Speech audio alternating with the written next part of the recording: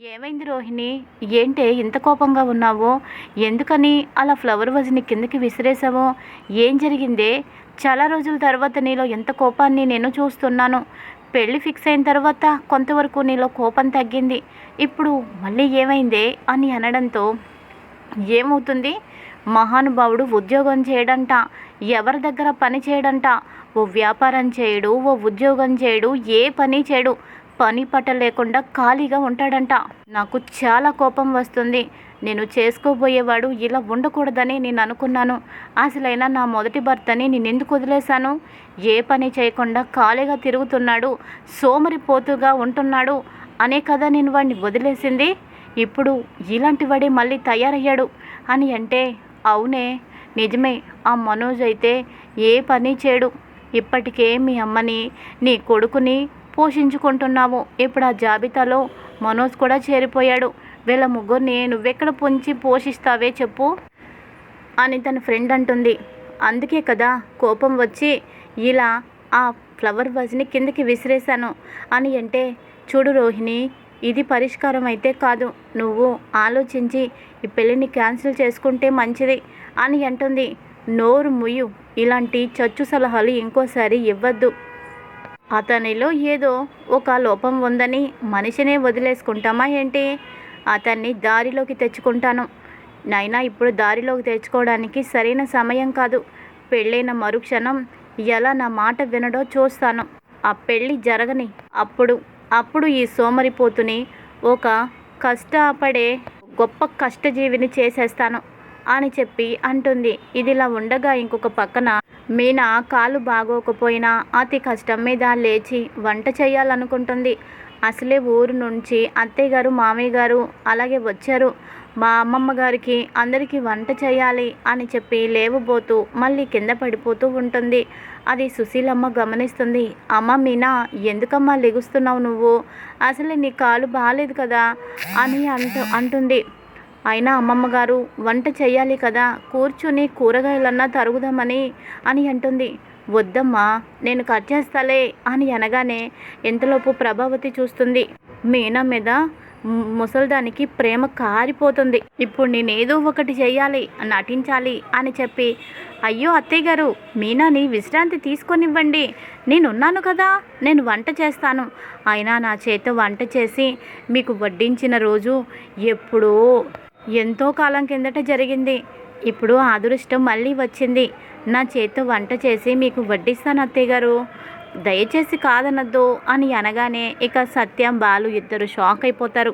ఇప్పుడు నేను ఇలా వంట చేసి ఇంట్లో పనులన్నీ చేస్తేనే మా అత్త మనసు గెలుచుకుంటాను. అప్పుడు అత్తయ్య గారితో రోహిణి నగల గురించి మాట్లాడి ఆయనతో నగలు చేయిస్తాను. వీళ్ళని బ్రతిమాలుకొని వీళ్ళ దగ్గర ప్రేమ నటించడం తప్ప ఇప్పుడు నేను ఏమీ చేయలేను.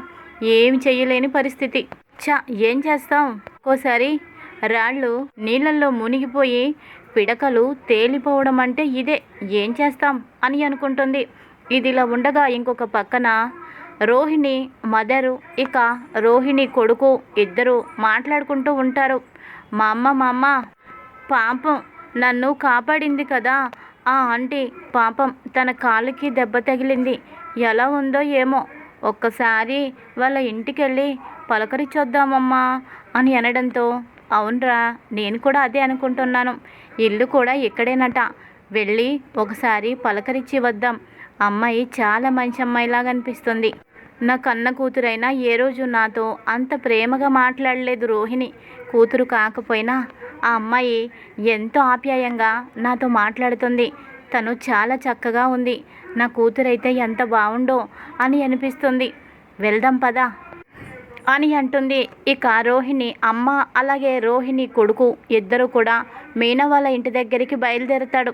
బయలుదేరిన తర్వాత వాళ్ళిద్దరిని చూసి ప్రభావతి, ఎవరండి మీరు, ఎవరు కావాలి అని అంటుంది. ఇక్కడ మీనా అని అనగానే, ఓ ఆ దరిద్రపు గొట్టుదా, ఇక్కడ కూడా తనకి బంధువులు వచ్చేశారు. ఊరంతా చుట్టాలే. పెళ్ళై ఇన్ని సంవత్సరాలు అయింది కానీ మా అత్తగారి ఊర్లో ఒక్కరు కూడా నాకు తెలిసిన వాళ్ళు లేరు. 2 రోజులు ఇక్కడి చుట్టపు చూపుకు వచ్చిందో లేదో మీనాకి అప్పుడే బంధువులు మొదలయ్యారు అని అనుకొని, మీనానా, అదిగో అక్కడుంది, వెళ్ళు అని అంటుంది. ఇక తర్వాత సుశీలమ్మ, మీనాని చూడటానికి వచ్చావా? అదిగో మీనా అక్కడ ఉంది. అవును, నీ కూతురు ఎలా ఉంది? బాగుందా? నీ కూతురు నిన్ను చూడటానికి వచ్చిందా? నీ కూతురు నిన్ను చూసి చాలా సంవత్సరాలు అయిపోతుంది, ఈ మధ్య రాలేదా అని అడుగుతుంది సుశీలమ్మ. రాలేదు సుశీలమ్మ అని అంటుంది. ఒక ఊరు వాళ్ళు కాబట్టే రోహిణి గురించి, రోహిణి భర్త గురించి, రోహిణి కొడుకు గురించి మొత్తం వివరాలన్నీ కూడా సుశీలమ్మకి తెలుసు. కానీ రోహిణియే మనోజ్ చేసుకోబోయే అమ్మాయి అన్న విషయం మాత్రం సుశీలమ్మకి తెలీదు. అమ్మా, నా మనవడిని కాపాడి ఇదిగో నువ్విలా సాయం పాలయ్యావు. నిజంగా ఈ దెబ్బ నా మనవడి వల్లే జరిగింది. ఇప్పుడు ఎలా ఉందమ్మా అని మీనాని పలకరించడంతో, అయ్యో ఇప్పుడు నాకు బాగానే ఉందండి. పసిబిడ్డ కదా, తనకేమీ తెలీదు. రోడ్డు మీద ఆడుకుంటుంటే ఏదో వెహికల్ తనని గుద్దబోయింది. నేను తనని పక్కకి లాగేశాను అంతే, ఇందులో నేను చేసిందేమీ లేదు అని అంటుంది మీనా. అలా కాదులే అమ్మా, ఈ రోజుల్లో ఎవరికి ఏం జరిగినా పట్టించుకోవడం లేదు. ఎవరి పనులు వాళ్ళు చూసుకుంటున్నారు. ఇలా నీలాగా సేవలు చేసేవాళ్ళు, సాయం చేసేవాళ్ళు ఇప్పుడైతే ఎవ్వరు ఒక్కరు కూడా కనిపించడం లేదు. అంతెందుకు, నా కూతురే ఉంది. వీడికింత ప్రమాదం జరిగింది అని నేను ఫోన్లో చెప్పినా విసుక్కుంటుంది. కనీసం చూడటానికి కూడా రాలేదు. పరాయి మనిషివైనా నువ్వు ఎంత ఆప్యాయంగా ఉన్నావు. ఇదేనమ్మా మనుషులకి మధ్య ఉన్న తేడా అని అంటుంది రోహిణి వాళ్ళమ్మ. ఇక మీనా సుశీలమ్మతో ఆ రోజు ఏం జరిగిందో అంతా చెప్పడంతో ఇక సుశీలమ్మ ఇలా అంటుంది. పాపం ఆవిడ చాలా మంచి ఆవిడ. తనకి ఓ కూతురుంది. కూతురికి చిన్నప్పటి నుంచి పొగరు, అహంకారం ఎక్కువ. తల్లిని పట్టించుకోదు, బిడ్డని కూడా పట్టించుకోదు. భర్తకి తనకి ఏవో గొడవలు రావడంతో భర్తని కూడా వదిలేసింది. తను ఏదో తన ప్రపంచంలో తను బ్రతుకుతుంది. పాపం ఈవిడ చాలా మంచి ఆవిడ. కూతురు గురించి ఎవరికీ చెప్పదు. తను చూడకపోయినా తను చూస్తుందని చెబుతుంది. కొడుకుని పట్టించుకోకపోయినా ఏ రోజు కూతురు మీద ఒక్క మాట కూడా చెప్పదు. ఒక ఊరు వాళ్ళం కాబట్టే మాకు ఈ విషయాలన్నీ తెలుసు అని అనగానే, నిజమే అమ్మమ్మ గారు, ఒకరోజు బస్సులో తను మాతో పాటు వచ్చింది. ఇక తన దగ్గర ఉన్న ఓ బాబు కూతురి బిడ్డ అని మాత్రం చెప్పలేదు. ఇక ఆ బాబుకి అమ్మా నాన్న లేరని మాత్రం చెప్పింది. కానీ మీరు చెబుతున్న దాని ప్రకారం ఆ బాబు వాళ్ళమ్మ ఆవిడ కూతురే అని అర్థమవుతుంది.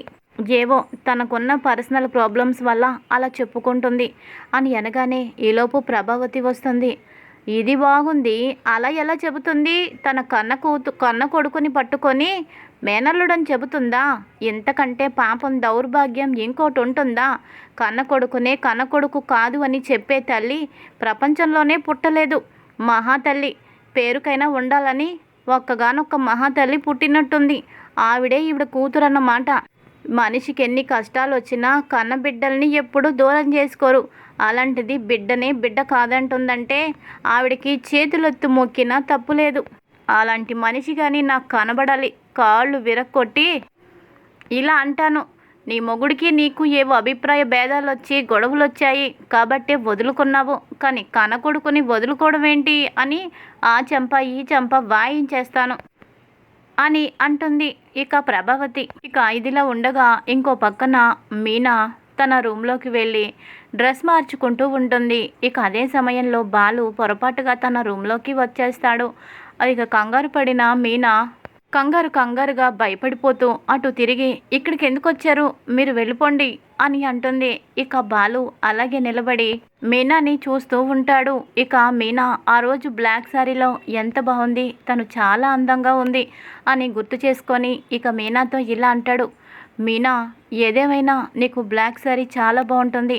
ఆ శారీలో నువ్వు చాలా అందంగా ఉన్నావు, ముద్దొచ్చావు తెలుసా అని అంటాడు.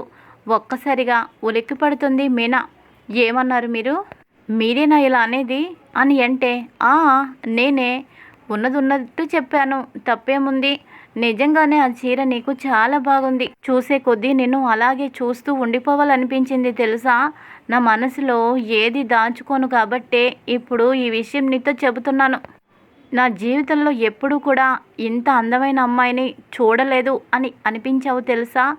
అంత బాగున్నావు అని అనడంతో ఇక మీనా మురిసిపోతుంది.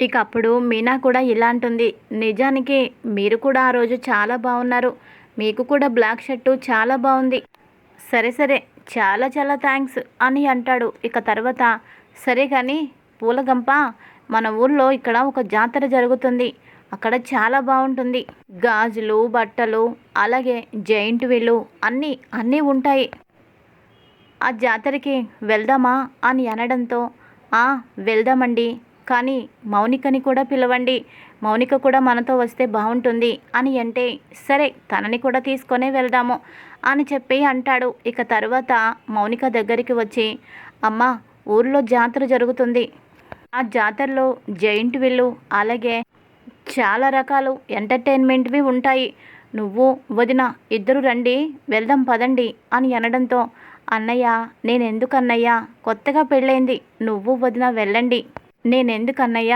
వదిన్ని తీసుకొని మొదటిసారి వెళ్తున్నావు, నేనెందుకు మధ్యలో, అయినా నాకు ఆఫీస్ వర్క్ చాలానే ఉంది, అది నేను ల్యాప్టాప్లో చూసుకుంటున్నాను, నువ్వు వెళ్ళన్నయ్యా, సారీ అన్నయ్య అని చెప్పడంతో సరేలే ఏం చేస్తావు నువ్వు రాకపోతే అని చెప్పి ఇక మీనాని జాతరకి తీసుకెళ్తాడు. ఇక జాతరలో మీనా చాలా సంతోషంతో అవన్నీ చూస్తూ ఉంటుంది. ఏవండి జెంట్ వీల్ ఎక్కుదాం రండి అని అంటుంది. అమ్మో నేనా, నాకు కళ్ళు తిరుగుతాయి, దూరం నుంచి చూడటమే కానీ అది ఎక్కటం అనే సాహసం నేను ఎప్పుడూ చేయలేదు, నేను రాను అని అంటాడు చిన్నపిల్లాడిలాగా. ఏంటి మీరేనా ఇలా మాట్లాడేది, ఎంత ధైర్యంగా ఉంటారు, రౌడీల్ని చితక్కొట్టారు ఆ రోజు, మా ఇంటి ఓనర్ ఏదో అన్నాడని అప్పుడు వాడిని బాగా బాదారు గొడ్డును బాదినట్టు, అలాంటి గుండె ధైర్యం ఉన్న మీరు ఆఫ్టర్ ఆల్ ఆ జైంట్ వీల్కి భయపడుతున్నారా, చిన్న చిన్న పిల్లలు కూడా ఎక్కి ఎంత నవ్వుతూ కేరింతలు కొడుతున్నారో ఒక్కసారి చూడండి అని అనగానే ఏమో నాకైతే భయం, నేనైతే రాను, కావాలంటే నువ్వు వెళ్ళు అని అంటాడు. నేను ఒక్కదాన్ని వెళ్ళనండి, నా ముందు ఎవరో బరాయి వాళ్ళు కూర్చుంటారు, మీరు వస్తేనే మీతో పాటు నేను జైంట్ వీల్ ఎక్కుతాను, లేదంటే లేదు, కానీ నాకు చాలా ఇష్టం, అనవసరంగా మిస్ అయిపోతున్నాను, ఏం చేస్తాంలేండి, లైఫ్లో ఎన్నో అనుకుంటాం అన్నీ జరుగుతాయా అని బొంగమూతి పెడుతుంది ఇక మీనా.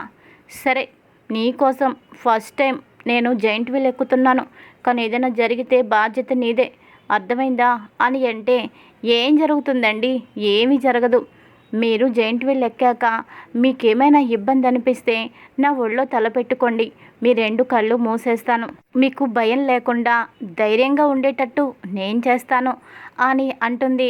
మీకు భయం పోగొట్టి ఇంకోసారి ఇలాంటివంటే భయం లేదు, హ్యాపీగా ఎంజాయ్ చేస్తాను అనేటట్టు నేను చేస్తాను అని అనడంతో నాకైతే నమ్మకం లేదు, కానీ నేను ఈ జాతరకి తెచ్చి బాధ పెట్టడం ఇష్టం లేక నీ వల్లే ఇప్పుడు నేను ఎక్కుతున్నాను జైంట్ వీల్ అని అంటాడు. ఇక జైంట్ వీల్ ఇద్దరు ఎక్కుతారు. ఇక తర్వాత ఒక్కసారిగా జైంట్ వీల్ ఆన్ అవ్వడంతో బాలు భయపడిపోతాడు. మీనా మీకేం భయం లేదు, నేనున్నాను కదండి అని చెప్పి ఇక తనని అలాగే పట్టుకొని ధైర్యం చెబుతూ సంతోషంగా ఉంటుంది. ఆ సమయంలో ఇక బాలు కూడా భయం మరచిపోయి మీనానే చూస్తూ సంతోషంలో మునిగిపోతాడు. ఎంతసేపు తిరిగినా క్షణంలాగా అయిపోతుంది, తనకి చాలా సంతోషంగా అనిపిస్తుంది. ఇక తరువాత మీనా ఏవండి దిగండి, ఆగిపోయింది, టైం అయిపోయింది, ఇక దిగండి అని అంటుంది. అదేంటి అప్పుడే ఆపేశారా, ఇంకొంచెం సేపు తిప్పితే బాగుండు, నిజంగానే నాకు ఎంతో సంతోషంగా ఉందో తెలుసా, నేను కాసేపు ఊహాలోకంలోకి వెళ్ళిపోయాను, నీతో డ్యూయెట్లో మునిగి తేలిపోయాను అని మనసులోనే అనుకుంటూ ప్లీజ్ పూలగంప మళ్ళీ ఇంకోసారి ఈ జైంట్ వీల్లోనే ఉండిపోదాము, ఇంకోసారి మళ్ళీ తిరుగుదాము అని అంటే ఏం వద్దు, మీరు భయం అన్నారు, ఇప్పుడైతే వద్దు, ఇంకోసారి చూద్దాము, మొత్తానికి మీ భయం అయితే పోయింది కదా, నాకు సంతోషంగా ఉంది, ఈ భయమే కాదు మీ మనసులో ఉన్న బాధ దిగులు కూడా కొంచెం కొంచెం నా వల్ల పోతుంది లేండి ఏదో ఒక రోజు అని మీనా అనడంతో బాలు సంతోషపడతాడు. నిజంగా అలాంటి రోజు వస్తుందా, నాకు నా కన్న తల్లికి మధ్య ఉన్న ఆ దూరం తగ్గిపోయేలాగా నువ్వు చేస్తావా మీనా, నీ మీద ఆ నమ్మకం అయితే నాకుంది, నిజంగా మా అమ్మ మనసులో నా మీద కోపం పోయి నేను తప్పు చేశాను అన్న భావం పోయి నన్ను కొడుకులాగా స్వీకరిస్తే ఆ రోజు నిన్ను నేను భార్యగా ఆ రోజు స్వీకరిస్తాను, అప్పటి వరకు నాకు నేను శిక్ష వేసుకున్నాను అని అనుకుంటాడు. ఆ తర్వాత మీనా బ్యాంగిల్స్ దగ్గరకు వస్తుంది. వచ్చి ఈ గాజులు నాకు బాగా నచ్చాయి, వీటిని తీసుకుంటానండి అని అనడంతో, సరే నీకేమిష్టమైతే అవే తీసుకో అని అంటాడు. ఈ గాజులు నాకు పట్టడం లేదండి, నచ్చాయి కానీ ఏం చేస్తాను, వద్దు అని అంటుంది. నేను హెల్ప్ చేస్తానుండు అని చెప్పి ఆ మట్టి గాజులు తీసుకొని ఒక్కొక్కటిగా మీనా చేతికి తొడుగుతూ ఉంటాడు. బాలుని మీనా అలా చూస్తూ ప్రేమలో మునిగిపోతూ ఉంటుంది. ఇది ఈరోజు ఎపిసోడ్. మరి తర్వాత ఏం జరుగుతుంది, రాబోయే కథలో ఎలాంటి ట్విస్ట్ ఉంది, ముందు ముందు తెలుసుకుందాం. Thanks for watching. ఏమైంది?